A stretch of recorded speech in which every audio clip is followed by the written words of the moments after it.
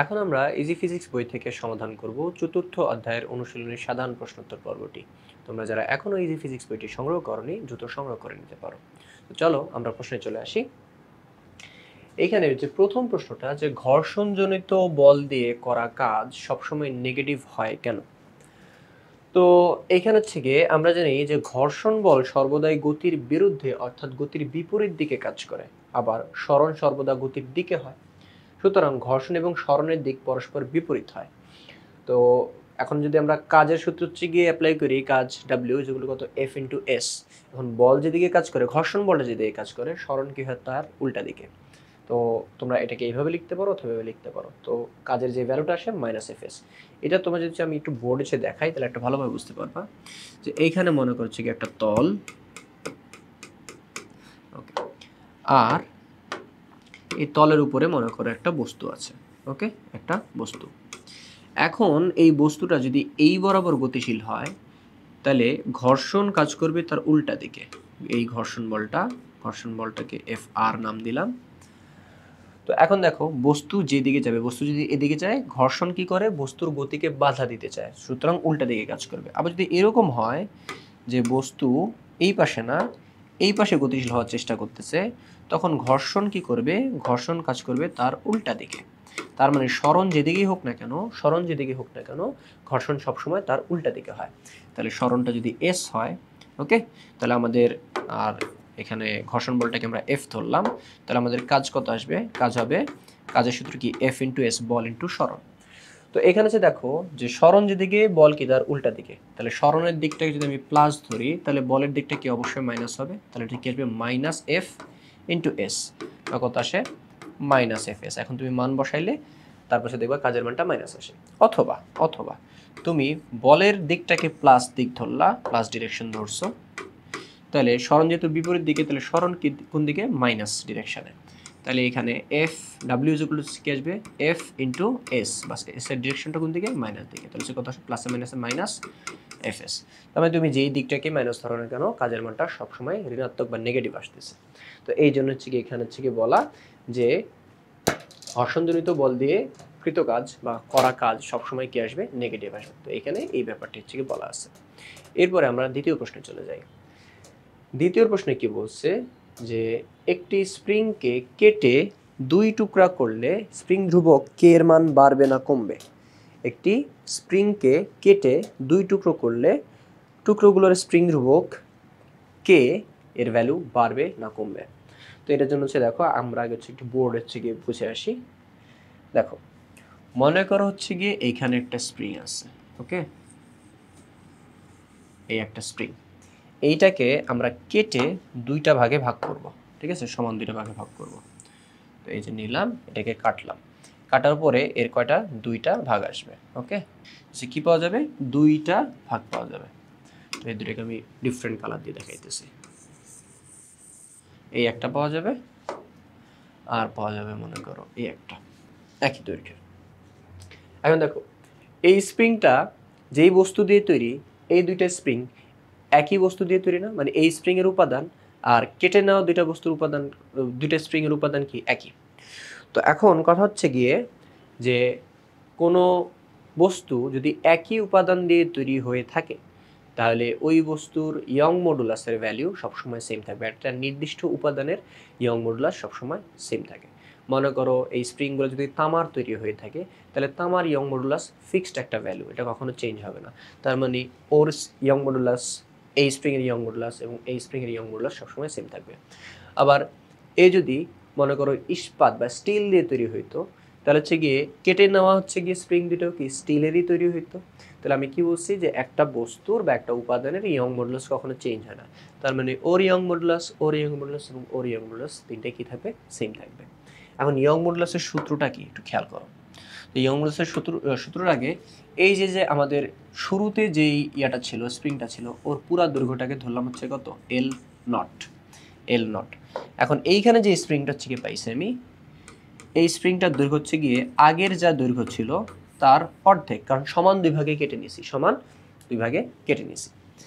এখন হচ্ছে গিয়ে এখানে হচ্ছে তাকাই যে এই স্প্রিং এর ইয়ং মডুলাস, যে কোনো বস্তুর ইয়ং মডুলাসের সূত্র হচ্ছে গিয়ে F into F into L not হচ্ছে কি আদি দৈর্ঘ্য ডিভাইড বাই এ ক্ষেত্রফল ইন্টু এক্স কতটুকু প্রসারিত করা হয়েছে। দেখো স্প্রিংটা ধরেছি আমি, টান দিলাম, টান দিলে সে কী হবে, কোনো একটা স্প্রিংকে যদি সে টান দিই তাহলে সে কী হবে, সে তার আগের অবস্থায় ফেরত যাওয়ার জন্য উল্টা দিকে একটা বল প্রয়োগ করবে, সেই বলটাকে সে প্রত্যয়নী বল বলে। তো এই স্প্রিংটাকে যদি আমি টান দিই তাহলে স্প্রিংটা একটু বড় হবে, তো ও যতটুকু বড় হয়েছে ওকে মনে করো আমি ততটুকুই বড় করছি, হ্যাঁ। আচ্ছা, এখন এই স্প্রিংয়ের জন্য ইয়ং মডুলাসটা কত আসবে, এই স্প্রিংয়ের জন্য ইয়ং মডুলাসটা আসবে F into L naught divided by A into x. A মানে ক্ষেত্রফল, দেখো এই স্প্রিংয়ের ক্ষেত্রফল আর এই স্প্রিংয়ের ক্ষেত্রফল কি আসবে, সেম আসবে।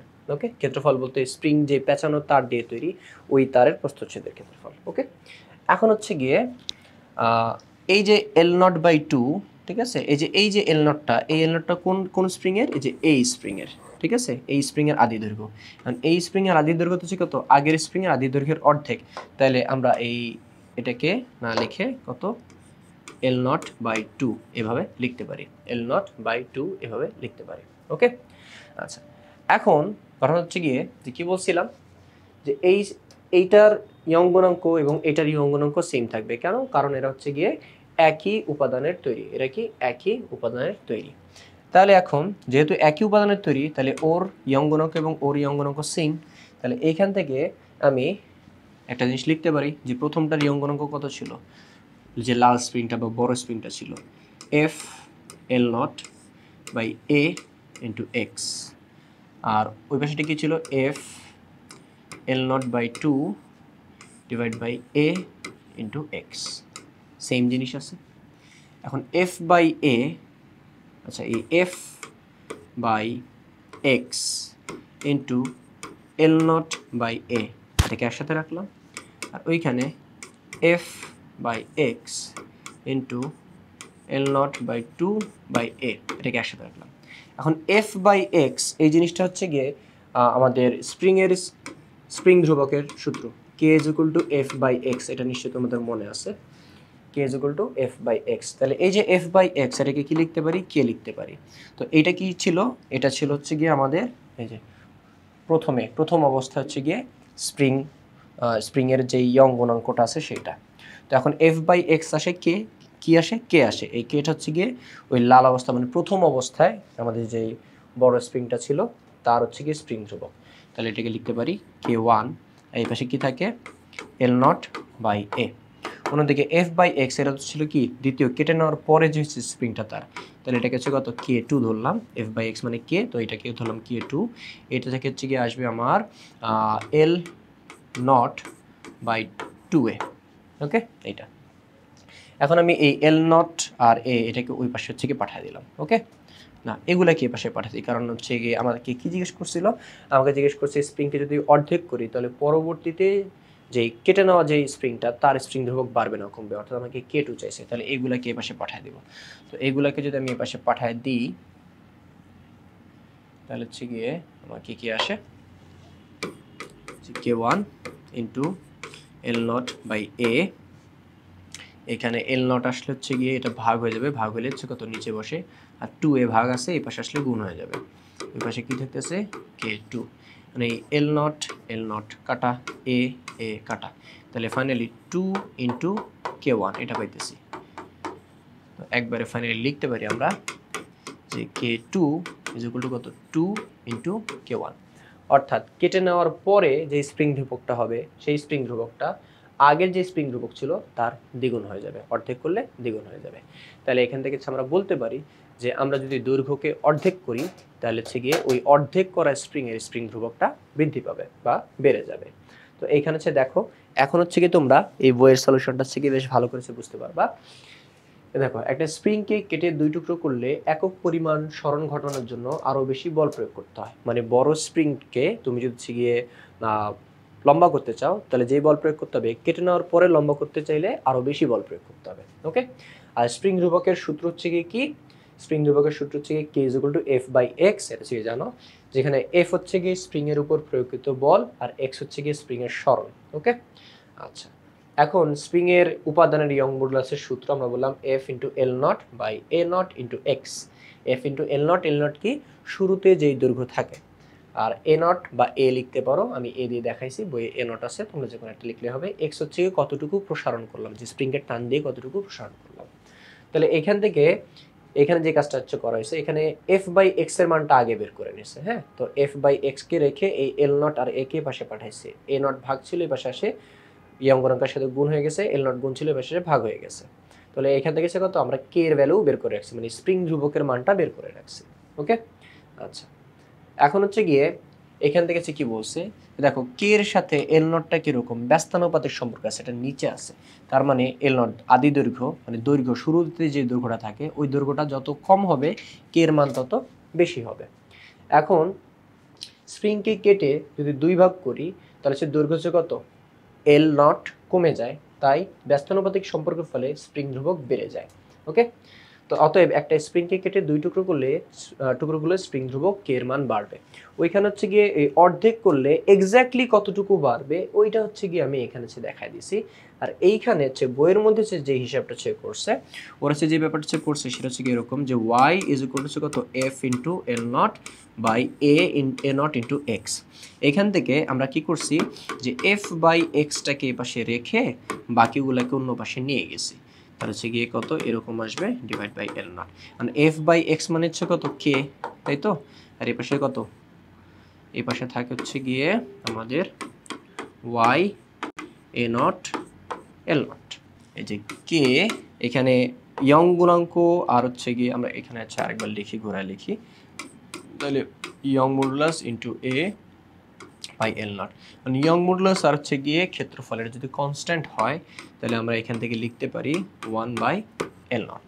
ওকে, তাহলে এখান থেকে কি বলা যায় যে স্প্রিং ধ্রুবক হচ্ছে গিয়ে দৈর্ঘ্যের, স্প্রিংয়ের দৈর্ঘ্যের ব্যস্তানুপাতিক। স্প্রিংয়ের দৈর্ঘ্য যত বেশি হবে স্প্রিং ধ্রুবক তত কম হবে, স্প্রিংয়ের দৈর্ঘ্য যত কম হবে স্প্রিং ধ্রুবক তত বেশি হবে। তো আমাদের প্রশ্নে জিজ্ঞেস করছিল কি জিজ্ঞেস করছে যে একটা স্প্রিংকে দু টুকরো করলে স্প্রিং ধ্রুবক কে বাড়বে না কমবে। তাহলে হচ্ছে কি আমরা এরকম সমানুপাতিক ব্যস্তানুপাতিকের সম্পর্কতেও বলতে পারি বাড়বে না কমবে। আর তুমি যদি এক্স্যাক্ট ভ্যালুটা যদি জানতে চাও যে কয় গুণ বাড়বে বা কয় গুণ কমবে, তখন তোমরা হচ্ছে গিয়ে এই মানে এইভাবে হচ্ছে কি অ্যান্সার করতে পারো। এইভাবেও তুমি যদি এইভাবে অ্যান্সার করে তারপরে তুমি হচ্ছে বলো যে স্প্রিংকে অর্ধেক করলে স্প্রিং ধ্রুবক কে এর মান হচ্ছে গিয়ে বাড়বে, তাও হচ্ছে গিয়ে হবে, তোমার যে কোনো একভাবে করলেই হয়ে যাবে। এরপরে আমরা পরের প্রশ্নটাতে চলে যাই। পরের প্রশ্নে কি বলছে, পৃথিবী সচল রাখতে কি শক্তির প্রয়োজন নাকি ক্ষমতার প্রয়োজন? পৃথিবী সচল রাখতে কি শক্তির প্রয়োজন নাকি ক্ষমতার প্রয়োজন? তো দেখো, পৃথিবীতে দৈনন্দিন নানারূপ জৈব এবং অজৈব ক্রিয়া বা কাজ সংঘটিত হচ্ছে, যেগুলোর দ্বারা পৃথিবী এগিয়ে চলছে বা পৃথিবীর অন্যান্য সকল কাজ হচ্ছে। তো এই সকল কার্য সম্পাদনের জন্য সামর্থ্য প্রয়োজন, অর্থাৎ শক্তি প্রয়োজন। যেমন একটি গাড়ি চলে তার ইঞ্জিনের সাহায্যে, এই ইঞ্জিনকে সচল রাখার জন্য শক্তি প্রয়োজন। তো দেখো, একটা গাড়িকে চালানোর জন্য আমরা কি করি যে ডিজেল বা গ্যাস বা যে কোনো কিছু দিই, অর্থাৎ গাড়িটাকে আমরা কি করি শক্তি দিই, তা দিয়ে আমরা গাড়ি চালাই। তারপর হচ্ছে আমরা আমাদের বাসা বাড়ির লাইট, ফ্যান বা হচ্ছে গিয়ে ব্লেন্ডার, এসি, ফ্রিজ, দৈনন্দিন জীবনে যে সকল জিনিসপত্রগুলো আছে ওইগুলোকে চালানোর জন্য সেই বিদ্যুৎ শক্তি ব্যবহার করি। আবার হচ্ছে বিভিন্ন ইন্ডাস্ট্রি ওগুলোকে চালানোর জন্য দেখা গেছে বিদ্যুৎ শক্তি বা হচ্ছে গিয়ে আমাদের কোনো জৈব শক্তি, তেল, ডিজেল, গ্যাস ইত্যাদি এসব হচ্ছে লাগতে পারে। তো যাই হচ্ছে না কেন সব কিছুই কি শক্তি দিয়ে চলতেছে, শক্তির কারণে হচ্ছে কি কাজগুলো হচ্ছে। তো এখান থেকে আমরা বলতে পারি যে পৃথিবী সচল রাখতে হচ্ছে কি শক্তির প্রয়োজন। এখন তাহলে ক্ষমতাটা কি, ক্ষমতার হচ্ছে গিয়ে এটার কি কোনো সিগনিফিকেন্ট বা কোনো তাৎপর্য নাই? দেখো, ক্ষমতা মানে হচ্ছে গিয়ে প্রতি সেকেন্ডে কতটুকু কাজ হয়, ক্ষমতা হচ্ছে গিয়ে প্রতি সেকেন্ডে কতটুকু কাজ হয়, কাজ হইলেই ক্ষমতা হবে। তো মনে করো হচ্ছে গিয়ে কোথাও 5 সেকেন্ডে 20 জুল কাজ হয়েছে, হ্যাঁ, ওই যে শক্তি দিছো ওই শক্তি দেওয়ার ফলে হচ্ছে কিছু পরিমাণে কাজ হয়েছে। তো এখন হচ্ছে গিয়ে এই প্রতি সেকেন্ডে যতটুকু শক্তি দেওয়া হয়েছে বা যতটুকু কাজ হয়েছে এই প্রতি সেকেন্ডের হিসাবটা কি আমাদের ক্ষমতা। তো কাজ হইলে হচ্ছে ক্ষমতা বা শক্তি হইলে হচ্ছে ক্ষমতা হচ্ছে হবে। তাই আমরা হচ্ছে বলতে পারি যে শক্তি হচ্ছে গিয়ে পৃথিবীটাকে সে চালায়, ক্ষমতা না। শক্তি পাইলে হচ্ছে আমরা হচ্ছে ক্ষমতা পেয়ে যাবো। তো এখানে দেখো যে শক্তি হচ্ছে কাজ করার সামর্থ্য, অন্যদিকে ক্ষমতা হচ্ছে কাজ করার হার, অর্থাৎ একক সময়ে কি পরিমাণ কাজ করা হচ্ছে তার পরিমাণই ক্ষমতা। তাই পৃথিবী সচল রাখতে শক্তির প্রয়োজন, ক্ষমতার নয়। এরপরে আমরা পরবর্তী প্রশ্নটাতে চলে যাই যে ভরকে কি শক্তি হিসেবে বিবেচনা করা যায় কি না। ভরকে শক্তি হিসেবে বিবেচনা করা যায় কি না। সহজ কথা যদি বলি যে হ্যাঁ, ভরকে শক্তি হিসেবে বিবেচনা করা যায়। তোমরা হচ্ছে গিয়ে নিউক্লিয়ার রিয়াকশনের নাম শুনছো মোস্ট প্রবাবলি। তো নিউক্লিয়ার রিয়াকশন হচ্ছে গিয়ে হয় কি যে ওইখানে হচ্ছে গিয়ে ওর নিউক্লিয়াসটাকে হচ্ছে গিয়ে ভাঙে, নিউক্লিয়াসটাকে ভাঙলে ওইখান থেকে ভর হারিয়ে যায়। তো ওই ভরটা হারিয়ে কই যায়, এই ভরটা হারিয়ে হচ্ছে গিয়ে শক্তিতে রূপান্তর হয়। তাহলে আমরা হচ্ছে বলতে পারি যে ভর থেকে শক্তিতে রূপান্তরিত হওয়া যায়, অর্থাৎ ভরকে আমরা শক্তি হিসেবে বিবেচনা করতে পারি। এই ব্যাপারটা প্রথম হচ্ছে গিয়ে আইনস্টাইন হচ্ছে গিয়ে তার থিওরি অফ রিলেটিভিটি, আপেক্ষিকতার সূত্র হচ্ছে গিয়ে দেখান। তিনি দেখান যে একটা ভর থেকে যে পরিমাণ শক্তি হয় সেই শক্তিটা ই, সেই শক্তিটা ই যদি হয় তাহলে এই ই শক্তি মেজার করব কিভাবে, পরিমাপ করব কিভাবে, M into C square. M হচ্ছে কি ভর, কতটুকু ভরকে আমরা শক্তিতে রূপান্তর করতেছি, আর সি হচ্ছে কি আলোর বেগ, তাহলে হচ্ছে কি এম ইন্টু সি তার স্কোয়ার। ওকে, দেখো এম যদি মনে করো খুবই ছোট্ট একটা ভর নিলা তুমি, হ্যাঁ, এম যদি তুমি যদি হিসাব করো লেটস সে 10 গ্রাম নিছো, 10 গ্রাম খুবই অল্প একটু হচ্ছে ভর, হ্যাঁ, তোমাদের চিপসের প্যাকেটেও 20 গ্রামের মতো হচ্ছে ভর থাকে। তাহলে হচ্ছে গিয়ে আমরা যদি এখানে কতটুকু হচ্ছে শক্তি হয়, তাহলে হচ্ছে গিয়ে 10 গ্রাম, এইটাকে হচ্ছে গিয়ে আলোর বেগ, আলোর বেগ হচ্ছে কত 3 ইন্টু 10⁸, ওইটা করে তারপর আবার স্কোয়ার যদি সে করি, তাহলে হচ্ছে গিয়ে মোটামুটি হচ্ছে গিয়ে শক্তি আসে হচ্ছে গিয়ে 9 ইন্টু 10⁻14 জুল। ঠিক আছে, এটা বিশাল ম্যাসিভ অ্যামাউন্টের একটা শক্তি। এটা মানে হচ্ছে কি 9-এর পরে 14টা শূন্য আসবে, তাহলে এই যে 9, 1 2 3 4 5 6 7 8 9 10 11 12 13 14, এত জুল শক্তি হয়, একটা বিশাল অ্যামাউন্টের একটা শক্তি। কিন্তু ভর কতটুকু ছিল, ভর কিন্তু ছিল মাত্র 10 গ্রাম। তাহলে এইখান থেকে আমরা বলতে পারি যে খুব অল্প পরিমাণ ভর থেকে অনেক বেশি পরিমাণ শক্তি পাওয়া সম্ভব। হ্যাঁ, তো এই শক্তিকে কাজে লাগিয়ে বিদ্যুৎ উৎপাদন সহ আরও অন্যান্য কার্যসিদ্ধি সম্ভব। যেমন একটা অন্যান্য কার্যসিদ্ধির মধ্যে হচ্ছে গিয়ে একটা খুবই বাজে কার্যসিদ্ধি হয়ে গেছে, সেটা হচ্ছে গিয়ে অ্যাটম বোমা বা পারমাণবিক বোমা, যেটাতে হচ্ছে গিয়ে এরকম অল্প ভর থেকে অল্প একটু ইউরেনিয়াম বা প্লুটোনিয়াম থেকে অনেক বেশি হিউজ পরিমাণে হচ্ছে গিয়ে তোমার শক্তি পাওয়া যায়, যেটা হচ্ছে গিয়ে আশপাশ সব কিছু ধ্বংস করে দেয়। তো এর পরের প্রশ্নে আমরা চলে যাই যে বেগ 1% অর্থাৎ 1% যদি হচ্ছে গিয়ে বাড়ে, তাহলে গতিশক্তি কত পার্সেন্ট হচ্ছে গিয়ে বাড়বে, গতিশক্তি কত পার্সেন্ট বাড়বে। দেখো, তো ধরলাম হচ্ছে কি শুরুতে বেগ ছিল কত ভি, তাইলে আর ভর ছিল মনে করছে কি এম, তাহলে গতিশক্তিটা কত আসবে হাফ এম ভি স্কোয়ার। এখন বেগ যদি 1% বাড়ে, তাহলে বেগটা হচ্ছে কত হবে, বেগ তো আগে ছিল ভি, বেগ আগে কত ছিল ভি ছিল, তারপর হচ্ছে বাড়ছে, বাড়ছে মানে কি হবে, অ্যাড হবে, কতটুকু অ্যাড হবে, আগে যা ছিল তার 1%। ঠিক আছে, এখন 1% মানে হচ্ছে গিয়ে 1/100, 5% মানে হচ্ছে কি 5/100, 20% মানে হচ্ছে কি 20/100। তো যেহেতু 1% হচ্ছে কত আসবে 1/100, তাহলে হচ্ছে কত আসে ভি প্লাস ভি ইন্টু 1/100। তাহলে এইখানে হচ্ছে কত ভি ইন্টু 1 কত আসে ভি ডিভাইড বাই 100। পরে এখানে হচ্ছে কি আমরা নর্মাল হচ্ছে কি হিসাব করলাম, কত নিচে হচ্ছে কি 100 লসাগু আসবে, 100-এর সাথে ভি গুণ 100 দিয়ে 100 ভাগ করলে 1, 1 টু ভি কত ভি, তাহলে 100 ভি প্লাস ভি কত 101 ভি, হ্যাঁ, আর নিচে এসে কত 100 থাকে। তাহলে এখন এই বাড়ানোর পরে 1% বাড়ানোর পরে আমাদের বেগ হচ্ছে কোনটা, এইটা 1% বাড়ানোর পরে আমাদের বেগ হচ্ছে গিয়ে এই যে এইটা। ওকে, তো এখন বেগ যেহেতু চেঞ্জ হয়ে গেছে, আমাদের গতিশক্তিও চেঞ্জ হবে। তো এখন আমাদের এখন গতিশক্তির হচ্ছে কত হবে, তো গতিশক্তি হচ্ছে কত হাফ এম ইন্টু বেগের স্কোয়ার, বেগটা এখন কত 101 ভি ডিভাইড বাই 100 তার স্কোয়ার। ওকে, তাহলে এখানে হচ্ছে একটা হচ্ছে ভ্যালু হচ্ছে পাবো। এখন গতিশক্তি আগে কত ছিল, গতিশক্তি এখন কত হয়েছে, গতিশক্তি এখন হচ্ছে গিয়ে হাফ এম 101 ভি বাই 100 তার স্কোয়ার, আর আগে ছিল হচ্ছে কত হাফ এম ভি স্কোয়ার। তাহলে গতিশক্তি কতটুকু বাড়ছে এটা মাইনাস করে দিলে ছিল হয়ে যাবে। ওকে, এখন মাইনাস যদি চেক করি, দেখো এই হাফ এম দুইটা হচ্ছে কি আছে, তো এখান থেকে কমনলি কত আসবে, এই হাফ এম এখানে কি থাকতেছে, এখানে থাকতেছে হচ্ছে গিয়ে 101 ভি বাই 100 তার স্কোয়ার মাইনাস ভি স্কোয়ার। ওকে, এই যে ব্যাপারটা এখানে হচ্ছে দিয়ে দেওয়া আছে। এখন হচ্ছে গিয়ে বাকি হিসাব যদি সেখানে হচ্ছে করি, দেখো এখানে 101 ভি বাই 100 তার স্কোয়ার বাই স্কোয়ার, এই হিসাবটা হচ্ছে কি আমরা একটু বোর্ডে দেখি, তাহলে হচ্ছে গিয়ে বাকিটা যে বুঝতে পারবা। তো আমাদের লাস্ট পর্যন্ত যে হিসাবটা দেখছি সেটা হচ্ছে অনেকটা এরকম, যে 101v বাই 100 তার স্কোয়ার মাইনাস ভি স্কোয়ার, তাই তো? তাহলে এইখান থেকে পরবর্তী লাইনে আমরা লিখতে পারি হাফ এম, এখানে দেখো যে 101 by 100 square into V square, এটা লিখতে পারি। এখানে কি আছে মাইনাস ভি স্কোয়ার, এটা লিখতে পারি। এখন দেখো প্লাস মাইনাসের দুই পাশে যদি সেম জিনিস থাকে তাহলে ওটাকে আমরা কমন নিতে পারি। তাহলে এইখানে হচ্ছে গিয়ে এই পাশে একটা হচ্ছে কত ভি স্কোয়ার আছে, এই পাশে একটা ভি স্কোয়ার আছে, তাহলে এই ভি স্কোয়ারটাকে হচ্ছে আমরা কমন নিতে পারি। তাহলে এখানে হচ্ছে কত চলে আসবে, এইখানে তো আগে ছিল হাফ এম, আর এই ভি স্কোয়ারটাকে কমন নিয়ে ফেললাম, আর এখানে কত থাকতেছে 101 বাই 100 তার স্কোয়ার বাই হচ্ছে কত 1। ওকে, এই হচ্ছে এই কাহিনী।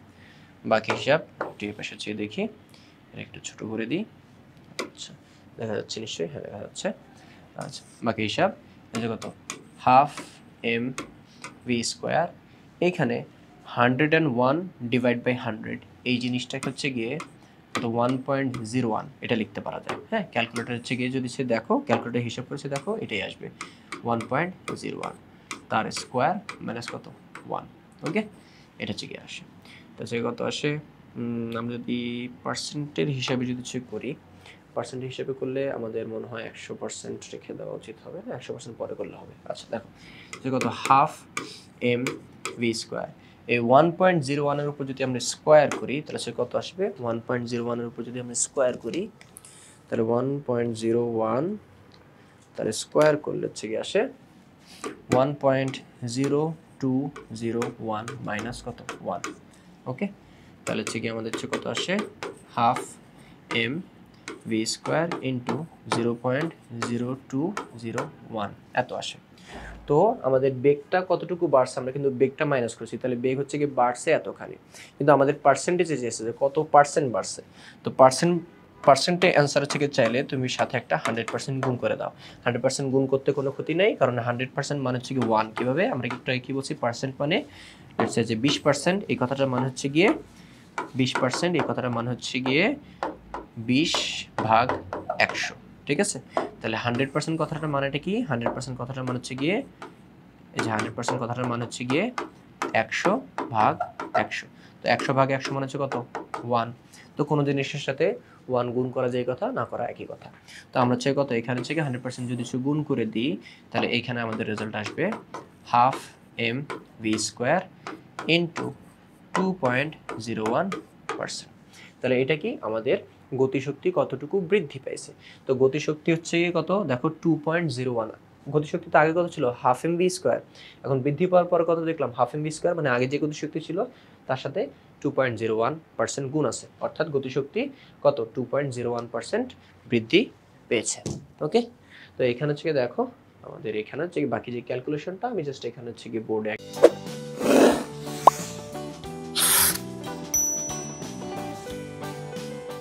একটু ইলাবোরেট করে দেখাইছি। এখানে বাকি জিনিস সবকিছু সেমই আছে, যে কত 2.01% বৃদ্ধি পেয়েছে। ওকে, এরপরের প্রশ্নটা, যে একটি দেয়াশলাইয়ের কাঠি দেয়াশলাই বাক্সে 5 নিউটন বলে ঘষা হলো এবং কাঠিটিকে 5 সেন্টিমিটার টানা হলো। প্রথম প্রশ্ন, কাঠি ঘষাতে কত শক্তি ব্যয় হলো। একটা কথা হচ্ছে কি জেনে রাখো, যে কতটুকু শক্তি ব্যয় হয় এটা যেই কথা, আর কতটুকু কাজ হয় দুইটা একই কথা, মানে কৃত কাজ আর ব্যয়িত শক্তি সেম জিনিস। তাহলে আমরা যদি ব্যয়িত শক্তি বের করতে চাই, ব্যয়িত শক্তি বের করার জন্য সে কী করতে হবে, কাজ বের করতে হবে। সে দেখো ব্যয়িত শক্তি হচ্ছে কত ডাব্লিউ, মানে কাজ। তাহলে কাজ করার জন্য কি, কাজের সূত্র কি এফ ইন্টু এস, এফ এর মান হচ্ছে কত 5 নিউটন, আর এস মানে কি সরণটা কত 5 সেন্টিমিটার।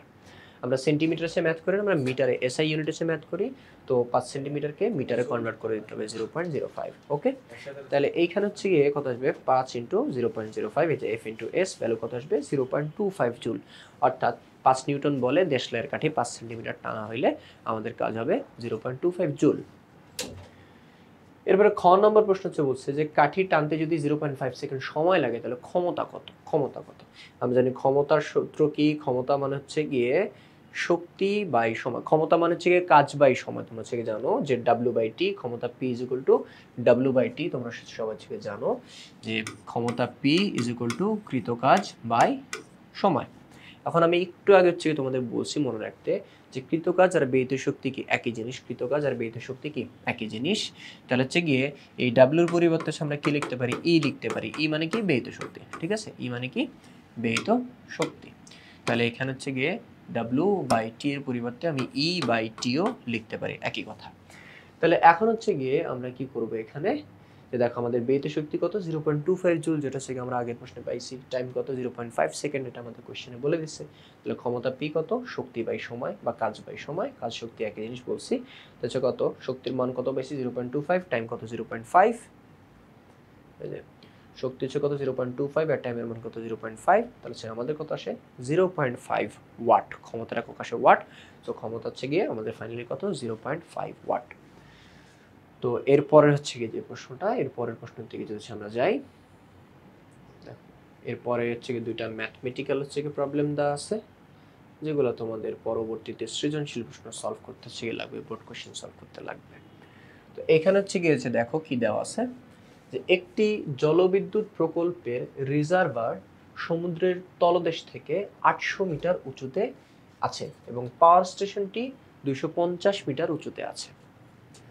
রিজার্ভারের পানি পাইপের মাধ্যমে এসে পাওয়ার স্টেশনের টারবাইন ঘোরায়।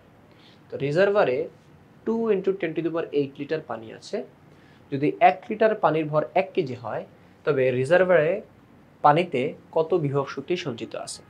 সহজ কথায় যে রিজার্ভার হচ্ছে বিভব শক্তি হচ্ছে বের করো। এখন বিভব শক্তির সূত্র কি, বিভব শক্তি ইপি বা ভি ইজ ইকুয়াল টু কত M G into H. M হচ্ছে কি ভর, কতটুকু ভর আছে, জি হচ্ছে কি অভিকর্ষ ত্বরণ 9.8 যেটা, আর এইচ হচ্ছে কত উচ্চতায় আছে। এখন কার বিভব শক্তি চাইছে, রিজার্ভার হচ্ছে সঞ্চিত পানির বিভব শক্তি চাইছে, তাহলে রিজার্ভার উচ্চতাটা লাগবে। রিজার্ভার উচ্চতা হচ্ছে কত 800 মিটার।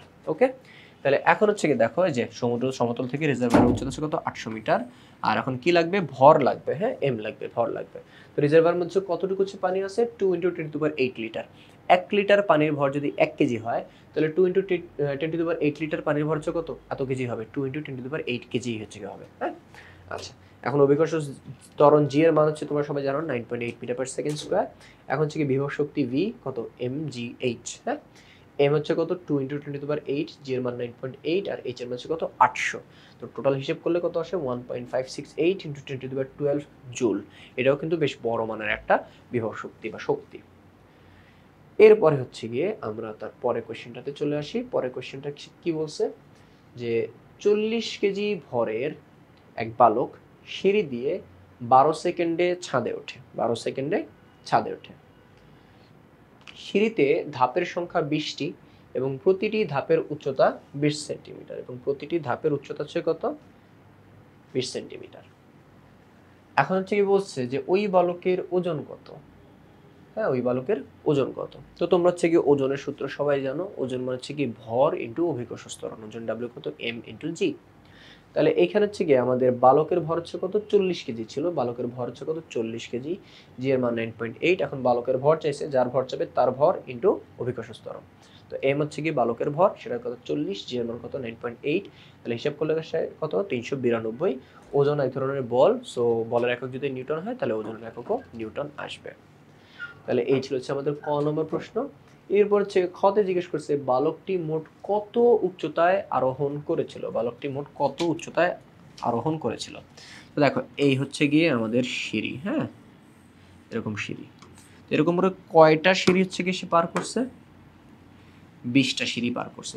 ওকে, তো একটা সিঁড়ির উচ্চতা কত 20 সেন্টিমিটার, তাহলে 20টা সিঁড়ি সে যদি সে পার করে, তাহলে হচ্ছে গিয়ে এখান থেকে 20টা সিঁড়ি পার করার পরে সে যেখানে আসবে ওইটাই কি হবে, ওইটাই কি হবে তার উচ্চতা।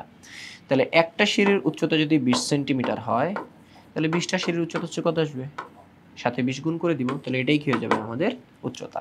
ওকে, তাহলে এখানে হচ্ছে দেখো যে খ নম্বরটা মোট কত উচ্চতা আরোহণ করেছিল। দেখো একটি ধাপের উচ্চতা 20 সেন্টিমিটার, এটাকে মিটারে কনভার্ট করেছি 0.2 মিটার, তাহলে 20টা ধাপের উচ্চতা কত আসবে 0.2 × 20। ওকে, আচ্ছা তাহলে কত আসবে 0.2 × 20, কত আসে টোটাল 4 মিটার, মানে বালকটা টোটাল 4 মিটার উচ্চতায় আরোহণ করেছে। এরপরের প্রশ্ন কি বলছে, যে ছাদে উঠতে সে কতটুকু কাজ করলো, ছাদে উঠতে সে কতটুকু কাজ করলো। তো দেখো কোনো বস্তু যদি উপরে ওঠে তাহলে হচ্ছে গিয়ে তার কতটুকু কাজ করতে হয় সেটা বের করার সূত্র হচ্ছে গিয়ে কৃতকাজ W = কত mgh। কোনো বস্তুকে উপরে উঠাতে কৃতকাজের সূত্র W = কত mgh। তাহলে কাজ যদি বের করতে হয় কত m লাগবে, g লাগবে আর h লাগবে। m হচ্ছে কি, কে হচ্ছে কি বস্তু, কে হচ্ছে কি উপরে উঠছে, বালকটা উঠছে, বালকের ভর m কত 40 কেজি, j এর ভ্যালু কত 9.8, আর কত উচ্চতা উঠছে এটা আমরা আগের প্রশ্ন থেকে পাইছি কত 4 মিটার, যে 4 মিটার বসাই দিলাম, এই যেমন 4 মিটার, তাহলে হচ্ছে টোটাল কত আসে 1568 জুল। এখানে হচ্ছে কি জুল হবে কাজের একক জুল, এখানে মোস্ট প্রবাবলি প্রিন্টিং এর জন্য আসে নাই, এখানে জুল আসবে 1568 জুল। তারপরের প্রশ্ন কি জিজ্ঞেস করছে, যে বালক যে সিঁড়ি দিয়ে দৌড়ে উঠতে সে কত ক্ষমতা কাজে লাগাইছে, কত ক্ষমতা কাজে লাগালো। এখন মানে মোট কথা হচ্ছে ক্ষমতা জানতে চাইছে। তো ক্ষমতার সূত্র আমরা জানি, ক্ষমতা P = W/T, কৃত কাজ বাই সময়। তো কতটুকু কাজ হয়েছে, কৃত কাজ হয়েছে সেটা আমরা আগের প্রশ্ন থেকে জানি 1568, আর সময় কতটুকু লাগছে, সময় হচ্ছে আমাকে বলছে কিন্তু হচ্ছে কি টোটাল 12 সেকেন্ড লাগছে মোস্ট প্রবাবলি, হ্যাঁ 12 সেকেন্ডে ছাদে উঠছে। তাহলে সময়টা হচ্ছে কত, সময়টা হচ্ছে গিয়ে কত আমাদের 12 সেকেন্ড। তাহলে হচ্ছে গিয়ে 1568 ডিভাইড বাই হচ্ছে গিয়ে 12 কত আসে 130.667 ওয়াট। তাহলে হচ্ছে গিয়ে আমরা বলতে পারি যে আমাদের বালকের কৃত কাজ হচ্ছে গিয়ে কত 130.67 ওয়াট। তো এই ছিল হচ্ছে গিয়ে প্রশ্ন। এর পরের প্রশ্নটা হচ্ছে, পরের প্রশ্নটার দিকে যদি আমরা হচ্ছে তাকাই তাহলে পরের প্রশ্নটা খানিকটা হচ্ছে গিয়ে এরকম, যে দেখো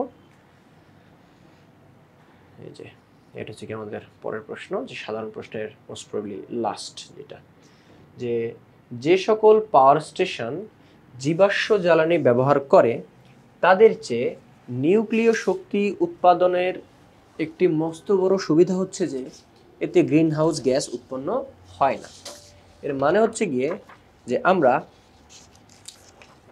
নর্মাল যে হচ্ছে গিয়ে যে পাওয়ার স্টেশনগুলো আছে যেখানে আর কি আমরা শক্তি উৎপন্ন করি, স্পেশালি বিদ্যুৎ উৎপন্ন করি, তো ওইগুলো হচ্ছে গিয়ে জীবাশ্ম জ্বালানির মানে হচ্ছে তেল, কয়লা, গ্যাস এগুলো দিয়ে যেগুলো হচ্ছে গিয়ে থাকে, এগুলোর তুলনায় আমাদের হচ্ছে গিয়ে নিউক্লিয়ার যে পাওয়ার যেই হচ্ছে গিয়ে বিদ্যুৎ কেন্দ্রগুলো আছে ওইগুলোর সুবিধা হচ্ছে গিয়ে নিউক্লিয়ার পাওয়ারে গ্রিনহাউস গ্যাস উৎপন্ন হয় না। তোমরা সে জানো যে কয়লা বা তেল, গ্যাস এগুলো সে পড়লে কার্বন ডাইঅক্সাইড তৈরি হয়। তো আমাদের যেই ট্রেডিশনাল বা আমাদের প্রচলিত যেই সকল হচ্ছে গিয়ে পাওয়ার স্টেশনগুলো আছে ওইখানে হচ্ছে কি হয় যে কার্বন ডাইঅক্সাইড বা কার্বন মনোক্সাইড গ্যাসগুলো হচ্ছে নিঃসরিত হয়, কিন্তু কি বলে নিউক্লিয়ার পাওয়ার যেগুলো আছে ওইখানে হচ্ছে গিয়ে কার্বন ডাইঅক্সাইড এগুলো তৈরি হয় না।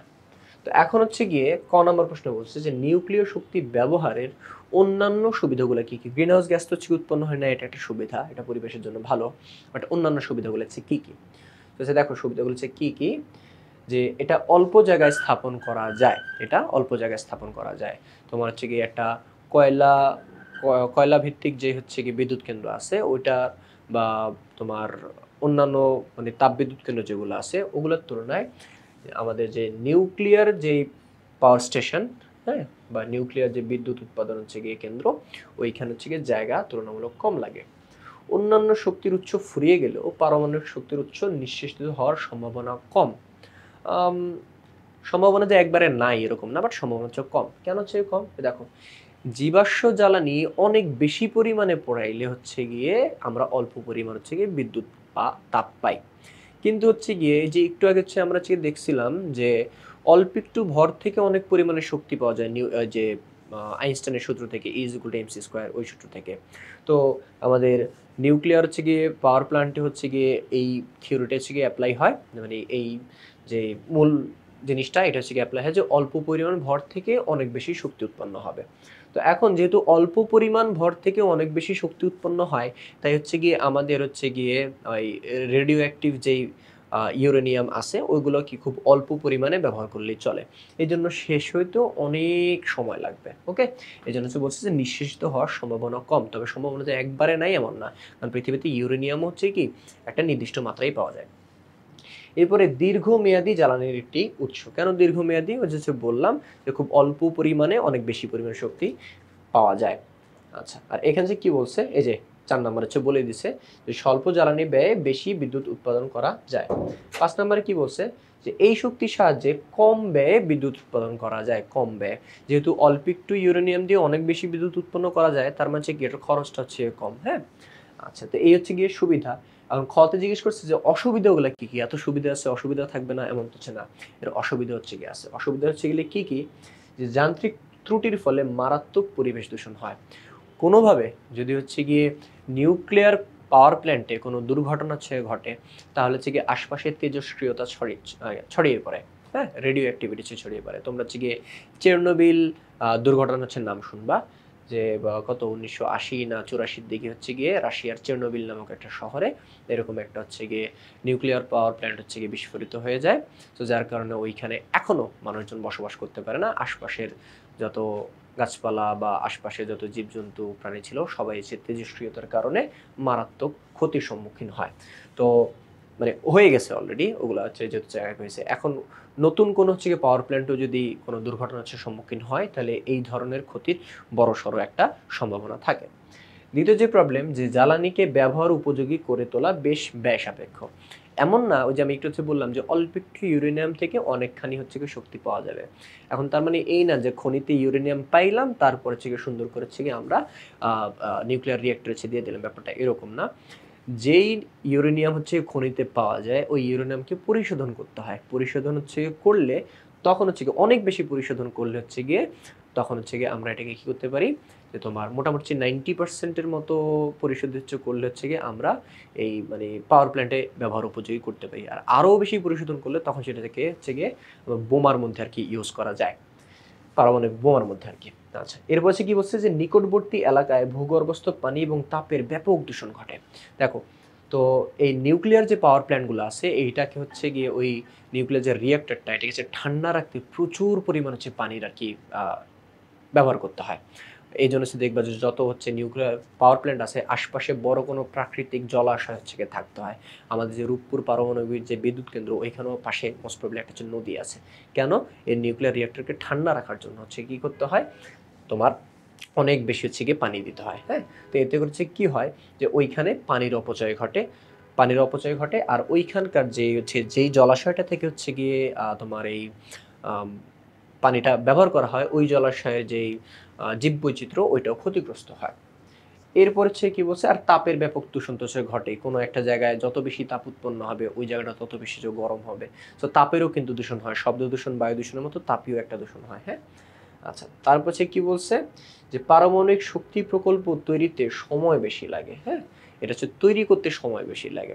তৈরি হয়ে যাওয়ার পরে হচ্ছে কি বিদ্যুৎ ইজিলি তৈরি করা যায় সেটা এক জিনিস, কিন্তু এটা ইনিশিয়ালি এটা সেট আপ এসব করতে বেশ সময় লাগে আর কি। অত্যন্ত উচ্চ মানের রক্ষণাবেক্ষণ ব্যবস্থার প্রয়োজন। এটা যেমন খুব অল্প পরিমাণ শক্তিতে অল্প পরিমাণ হচ্ছে ভরে অনেক বেশি শক্তি দেয়। তো এটার অনেক সুবিধা যেরকম আছে, বাট এইটা একই সাথে অনেক রিস্কি। হ্যাঁ, অনেক রিস্কি। ওই যে চেরনোবিলে যে খানিটা হচ্ছে বললাম ওই ধরনের অনেক রিস্কি।